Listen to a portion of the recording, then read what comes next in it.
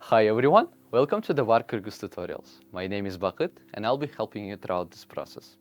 This will be the last episode of our series on the Kyrgyz language and culture. So, for the last time, let's learn about the rites, rituals, and superstitions that are still very commonly practiced in Kyrgyzstan. Not everyone follows it, but almost all at least know about them. Before we depart to the magic exploring journey, let's get prepared for it and learn some new words. Bosogo, entrance. Chını, ball. Uchurashu, greeting. Baleye, trouble. Monchok, a necklace. Archa, juniper tree. Bilerik, a bracelet. Taka, horseshoe. Now, when you feel more equipped, let's imagine that you went traveling to Kyrgyzstan. You ended up being hosted in a pretty superstitious family and that still practices many rituals, okay? Let's see how that's gonna go.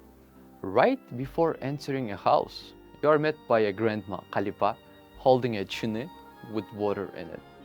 She will not let you enter. Not because she's unfriendly, but because she believes that you should leave the bad things or bad energy that you might have encountered during the journey. So, you should leave it behind and enter the house fully purified and clean as water. So what should you expect? She will roll the chini with water around your head for 3 times, then ask you to spit on it for the 3 times, and you better follow her commands. Then she will pour that water far from the house. Now, you took a soul cleaning shower and are good to go. By the way, it's practiced not only with people who are coming from a long journey, but also with those who experience strong problems with health and were at the hospital. When they come back, they wish to leave all that bad stuff behind and not let it enter the house.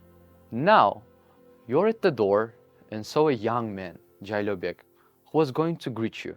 You try to shake his hand, but he asks you to enter and only then will shake your hand. He might say, Босоғода тұрып, қол алышып ұшырашпайлы. This is because it's commonly believed that if people handshake at the entrance, it might lead to the conflict among the family. Great! You have entered the house and see a taka or a horseshoe knocked at the top of the door. Jalabek will tell you that his father, Chintemir, just recently found it and hung it there. He believes that knocking on the entrance of the house a found horseshoe will bring wealth and prosperity. Also, the taka seems to appear very old. Chintemir will tell that it's even better. It's said that the older the taka, the better it is, as it's seen as a lot and walked a lot. When you're inside the house and trying to take a sit, you see a little baby, Aydin. You notice a small bracelet on his right hand with a small blue dot, which has the form of an eye. This is not only because Aydin is stylish, but also he is being somehow protected from an evil eye. The name of the bracelet is Köz Bilerik. Some people make a necklace with it, and it's called Köz Monchok. The Jailabai will explain to you that there has been a popular concept of Köz Tiyu and Kirine. Köz Tiyu can be literally translated as eye touching, while the Kirine is dark energy. According to the belief, it's when a person meets the evil eyes of some people and gets sick, or good things start breaking down in their lives.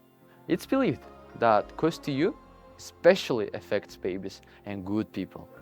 Therefore, as one of the ways to protect themselves, and especially babies from Köz Tiyu, they make Köz Monchoks or Bileriks and wear them.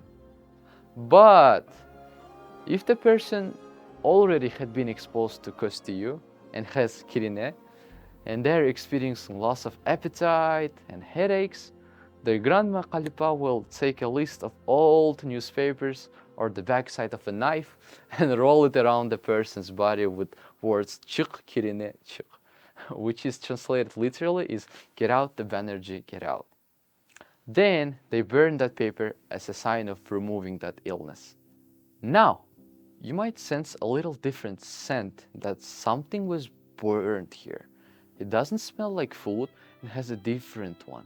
That's not also a coincidence, but actually, Uncle Sultan took a plate, or usually an old frying pan, put some leaves of archa, the juniper leaves, and burned it, and was rolling around the house with the words Alas, alas, alas, arbaleden kalas. Away, away, away, from trouble stay away. It's believed that the juniper is a sign of purity. It smells good, and if you do alasto, you will feel relieved and the bad stuff will go away.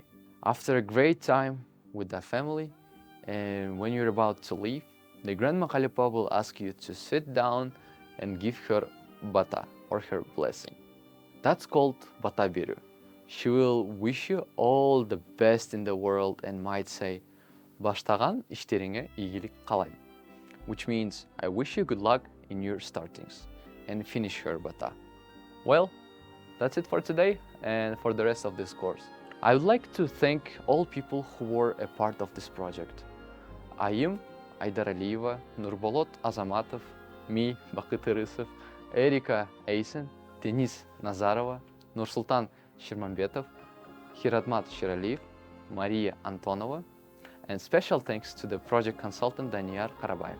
I would like to wish you to never get exposed to Gostiyu, and always wear your Kuzmunchok, and always have a horseshoe in your house and be lucky and happy, and never stop learning. Thank you so much for being with us. Ийгилик каалайм. Көрүшкөнчө.